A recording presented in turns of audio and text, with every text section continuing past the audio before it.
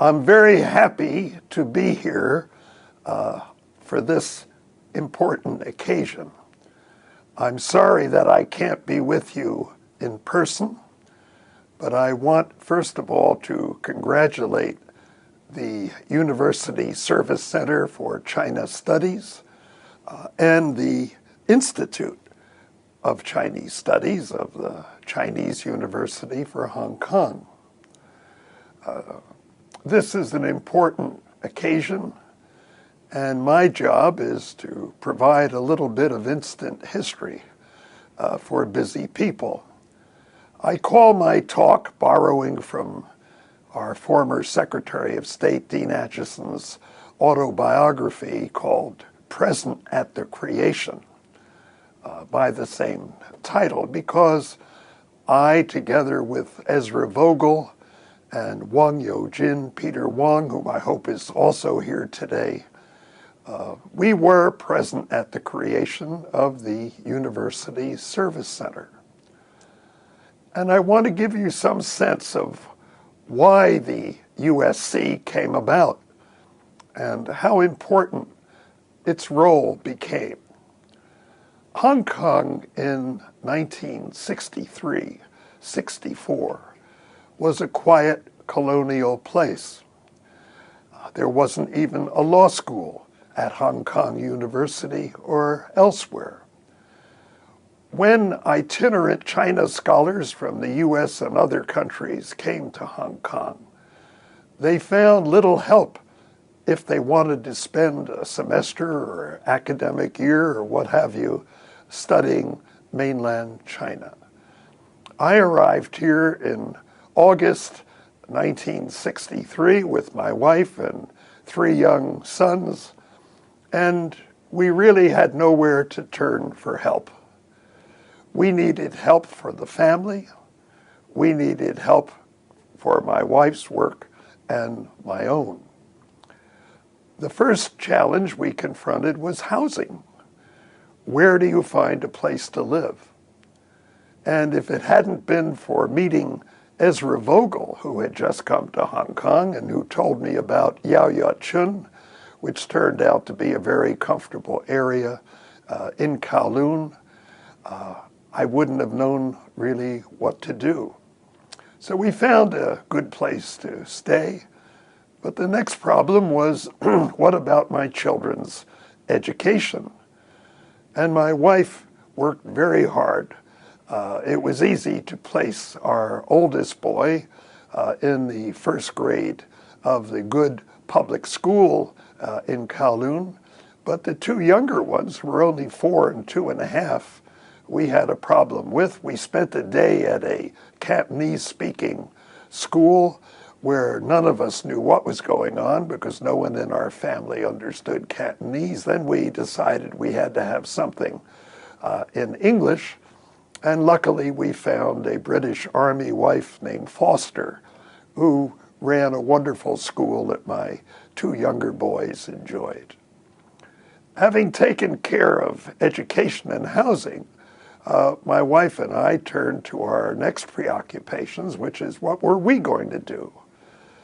Joan found a job that was intriguing but difficult, teaching on a rooftop school at a nearby large building just built for the many people who had recently arrived from mainland China.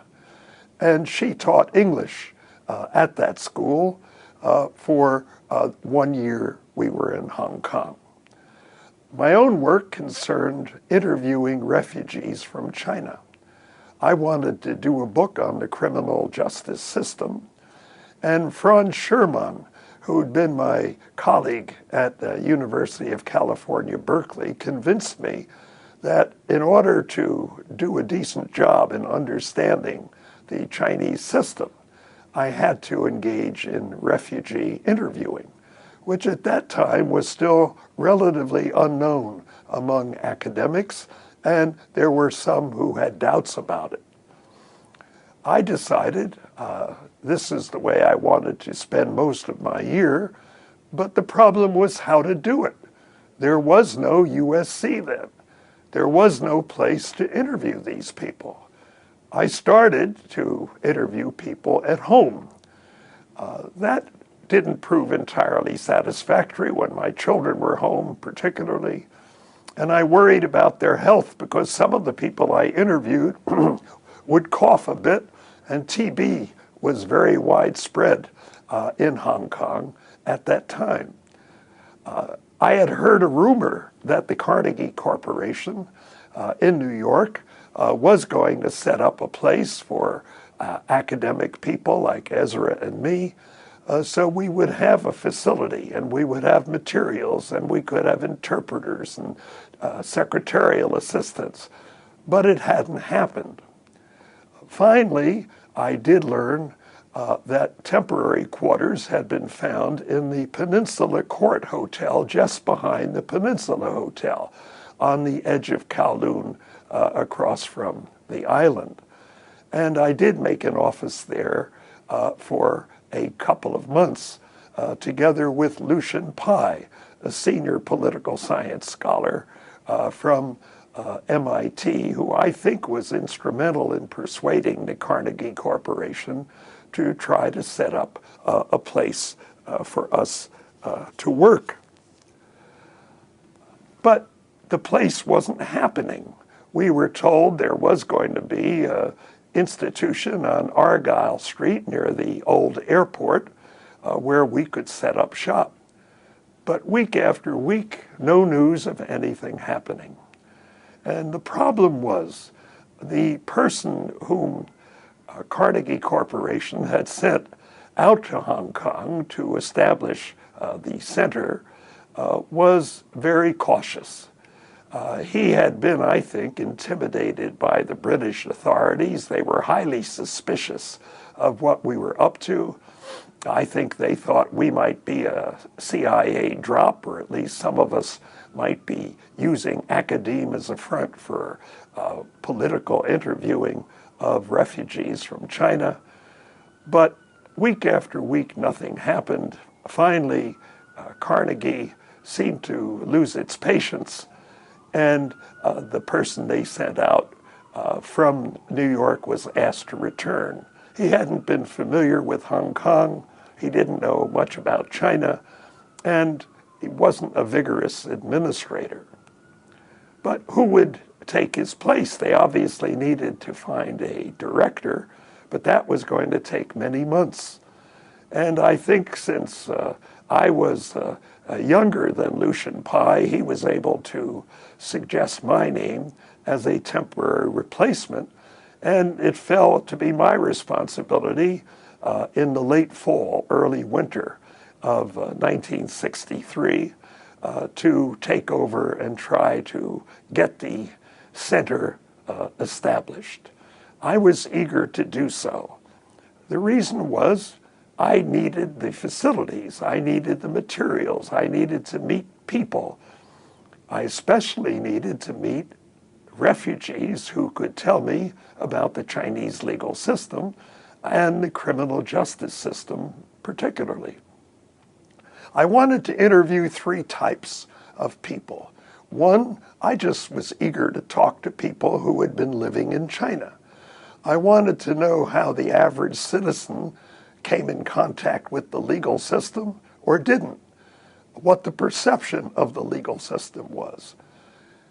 Those people were quite easy to find because at the time, beginning late 63, many of the 60,000 or so people who had streamed across the border in the spring of the previous year, 1962, when suddenly the border between Hong Kong and the mainland opened in order to relieve the tension of hundreds of thousands of people who'd been harmed by the Great Leap Forward, who were confronting starvation. This opportunity enabled roughly 60,000 to come into Hong Kong before the Hong Kong government had to close the border. It simply couldn't absorb a greater number of people all at that time. By the time I came to Hong Kong, over a year later, many of those people had begun to surface, And it was rather easy through contacting various sources, British government, American government, journalists in the area, business friends, to find ordinary Chinese people. But I needed two other categories of people who were harder to find. One category I needed was those who'd been targets of the criminal justice system, the victims, you might say, who'd been processed by the criminal system or not, who were given, in many cases, re-education through labor, 劳动教养, which confined them in labor camps, often with no criminal justice processing, whatever. I was interested in all targets of the system, people who received punishment. And I gradually began to find some. The hardest category, however, was the third one. And that was people who administered the criminal justice system. Could I find police, prosecutors, and judges? And would there be any lawyers who might have been involved in trying to defend such targets of the system? That wasn't easy. And for a while I despaired I would find any in Hong Kong. But ultimately, through going to Macau and then following some leads acquired there, I did. So I began the process of interviewing using the temporary quarters of the University Service Center in the Peninsula Court Hotel. And that proved to be at least much better than interviewing at home, but we still didn't have the facilities that we needed. We were trying, I understood, to have the new center acquire the materials of the Union Research Institute, a Chinese organization in Hong Kong that had acquired a huge collection of local mainland Chinese language newspapers. And for me, that was a major source because at that time, China still did not have a criminal code or a code of criminal procedure. It still wasn't publishing any decisions of its courts, and materials that came through the major national newspapers were useful but insufficient. So I was eager to have the benefit of the files of the Union Research Institute. I needed a place to interview people that would be better than the temporary quarters we had. I needed to have a place for research assistants and secretarial assistants in a day before we had the advantages of the current electronic typing and other facilities. Finally, we managed at the beginning of 1964 to move into the quarters on Argyle Street. And from then on, life in Hong Kong became much easier, not only for me, but also for scholars from the United States and from other countries, including Japan and England. The people I interviewed proved to be invaluable. I particularly benefited from two extensive interview periods with members of the public security force in China. The first person I met, named Chen in Mandarin, Chan Changman in Cantonese, we called him Eddie Chen, was a brilliant young man who had worked for the public security in the early 50s and proved to be a wonderful analyst as well as reporter of how the police system in Guangzhou worked in that early time. I was so impressed by Eddie, I introduced him to Ezra Vogel, who also found him very valuable in writing his very fine book, Canton Under Communism. The second public security officer I interviewed, we'll call Joe, proved to be a more up-to-date source of information because he had just left the public security. Eddie had swum out a few years earlier. And I learned a huge amount in very great detail about how the system of that day worked. It was fascinating material and not without its humor. I remember one day, as a former prosecutor, I was particularly interested in how did the police decide whom to prosecute, especially without a criminal code. And what was the dividing line between punishable criminality and permissible social activity? And one of the key questions, as it is in every system, is adultery punishable as a crime? And this public security fellow from Fuzhou City, told me in principle it was. But then he thought for a moment and he said, but if we had tried to prosecute all the people who committed adultery, we wouldn't have had time for the counter-revolutionaries.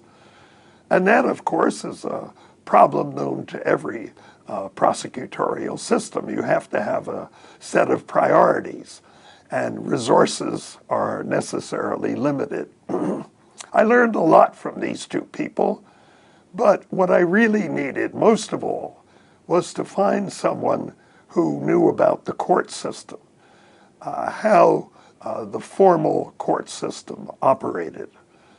And I only did find that out, as I said earlier, from a lead I got in Macau, where I was asked to be in touch with the editor of a Hong Kong newspaper, the Tiantian Erbao, who told me, if you really want to meet someone who knows, I can introduce you to a man on my staff named Wang Youjin.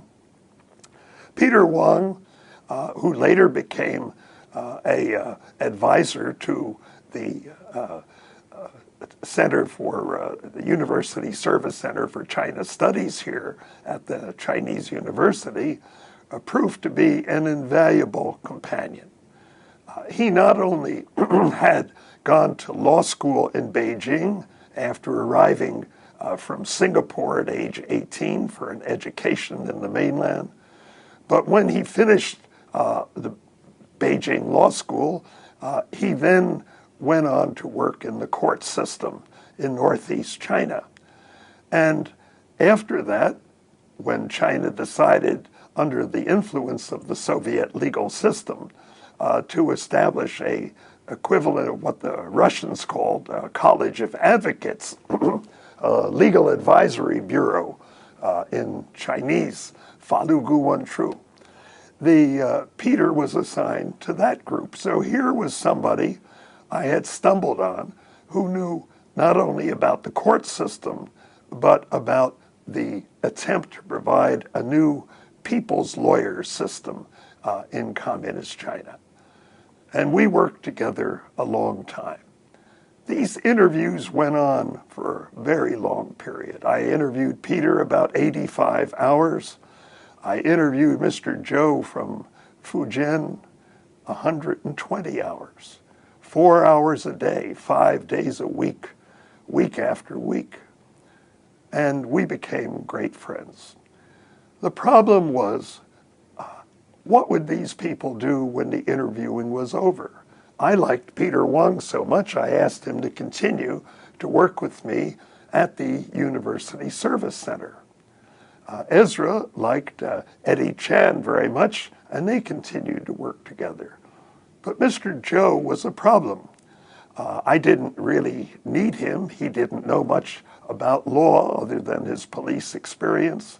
He didn't speak Cantonese. He didn't speak English. He wanted a job in Hong Kong, and I didn't have many contacts in the business community, but I did try to help him. Fortunately, his ambitions were limited. He would be content, he said, to get a factory job, and I made a number of attempts to find him one. What was interesting to me was his response to my explanations of failure. The first time I told him, someone I had introduced him to decided on another employee, I told him it was because the employer, said the other person was more competent. And that raised some real skepticism on Joe's part. The second time I failed to find him a job, I told him the other person selected had better guanxi with the owner of the factory. And that he accepted absolutely, because that was consistent with his knowledge of how Chinese life runs. Ultimately, however, finally and happily, we did find him a decent job in Hong Kong. These were great experiences. They helped me write a book that came out in 1968 through the Harvard Press, The Criminal Process in the People's Republic of China. And they helped me understand better what was going on in the mainland, so that when I finally got there in 1972, it was not easy, of course, before that to get to China for an American. I felt quite comfortable in beginning my own interviews with people still on the mainland. And of course, it was very valuable to understand Hong Kong life and its limited interactions with the mainland. One of the most memorable features of my experience was coping with the Hong Kong government. As I said earlier, they thought we must be a CIA drop. Their attitude whenever I met a British official was, well, if you're an American professor, why aren't you in America professing? What are you doing here? And explanations seemed to leave them quite skeptical. Fortunately, through the international legal mafia, I had introductions when I arrived in Hong Kong to some of the important legal figures in the government. I met the Chief Justice of Hong Kong, Sir Michael Hogan, who couldn't have been warmer, and we became tennis-playing friends and social friends. And he introduced me to Sir Dennis Roberts, who was then a young Solicitor General of Hong Kong, and we became very close friends indeed. And both of them helped a lot in trying to confirm to suspicious Hong Kong officials that we were at the University Service Center genuine academics. Well, once we got started, I think the center began to hum, more people began to show up, and I think the efforts of the Carnegie Corporation and its far-sighted desire to establish a place for scholars from abroad to work who were interested in China really became vindicated.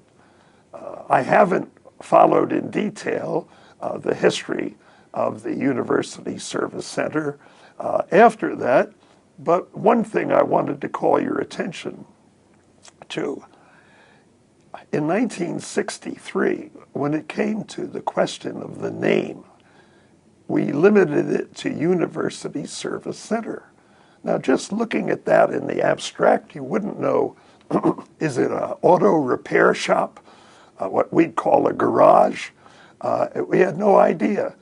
We, of course, had hoped to put in something in the title that would indicate the object of our study was China. But the matter was so sensitive to the Hong Kong authorities that it wasn't until 1993, 30 years later, that the current name of the center was confirmed, adding the words "for China Studies." Well, I look forward to the contributions of the other speakers and participants in this conference. And I want to say that I'm very grateful to the Chinese University of Hong Kong for taking on the University Service Center and for expanding its functions and continuing to be an important source for our understanding of China. Again, I regret that I cannot be with you, but I look forward to reading the output of this very important conference. Thank you very much.